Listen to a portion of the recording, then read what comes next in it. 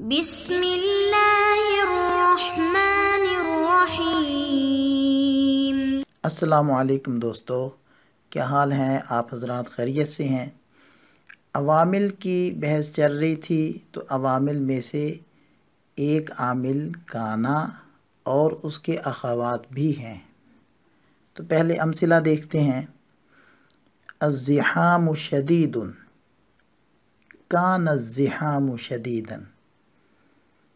البیت نظیف، کان البیت نظیفا۔ الثوب قصیر، صار الثوب قصیرا۔ البرد قارس، صار البرد قارسا۔ الخادم قوی، لیس الخادم قویا۔ العامل نشیط، لیس العامل نشیطا۔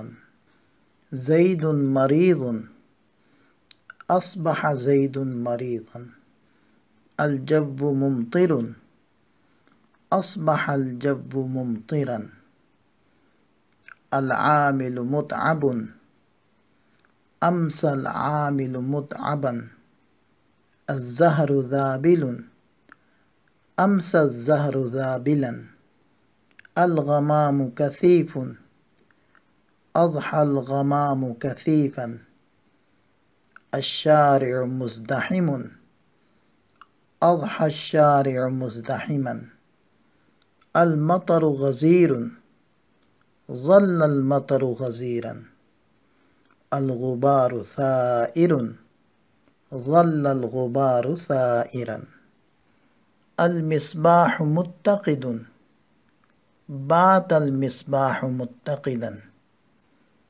المریض متألم، بات المریض متألما۔ تو یہ امثلہ کے دو گروپ آپ کے سامنے آ رہے ہیں۔ پہلا گروپ واضح ہے کہ مبتدا اور خبر سے مرکب ہے اور دونوں ہی مرفوع ہیں، اور یہ بات واضح ہے کہ مبتدا خبر مرفوع ہوتے ہیں۔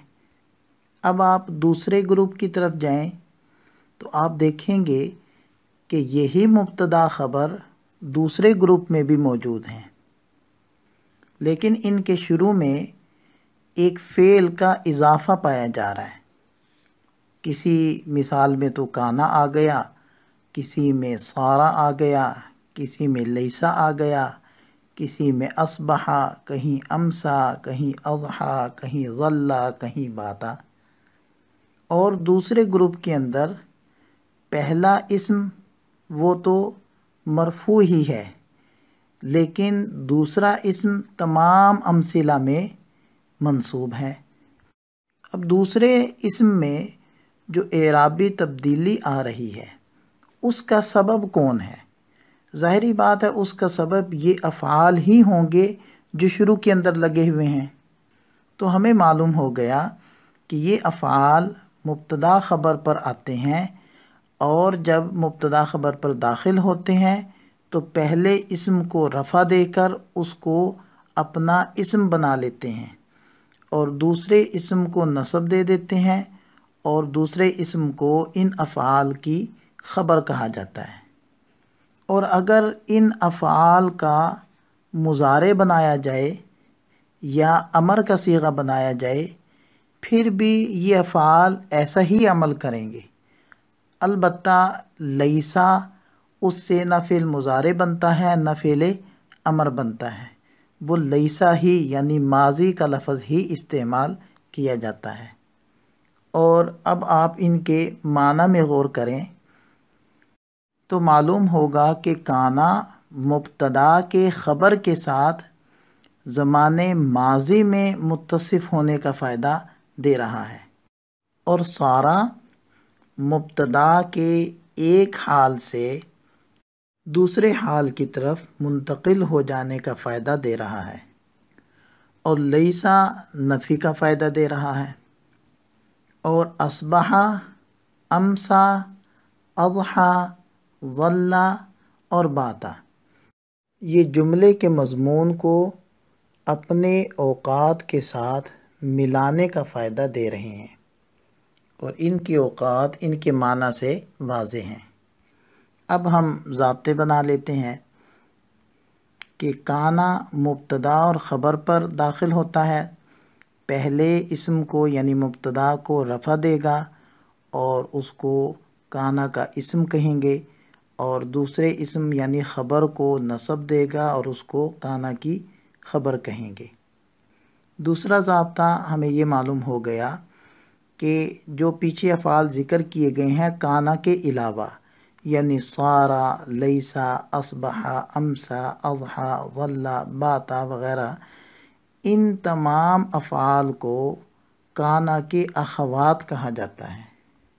تیسرا ضابطہ ہمیں یہ معلوم ہو گیا کہ ان افعال میں سے ہر فعل کا مضارع اور امر یہ بھی فعل ماضی والا عمل ہی کرتا ہے سوائے لیسا کے، اس لیے کہ لیسا سے نہ مضارع بنتا ہے اور نہ ہی امر کا صیغہ بنتا ہے۔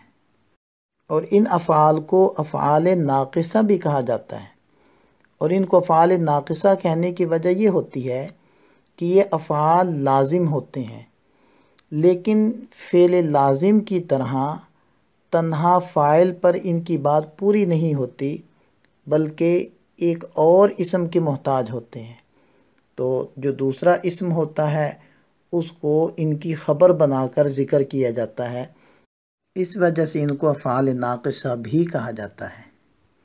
بقیہ عوامل کے ضمن میں ہم نے چونکہ ان کا بیان کیا ہے، تو ان کا عمل لفظوں سے بالکل واضح ہے کہ یہ پہلے اسم یعنی مبتدا کو رفع دے کر اپنا اسم بنا رہے ہیں، اور دوسرے اسم یعنی خبر کو نصب دے کر اپنی خبر بنا رہے ہیں۔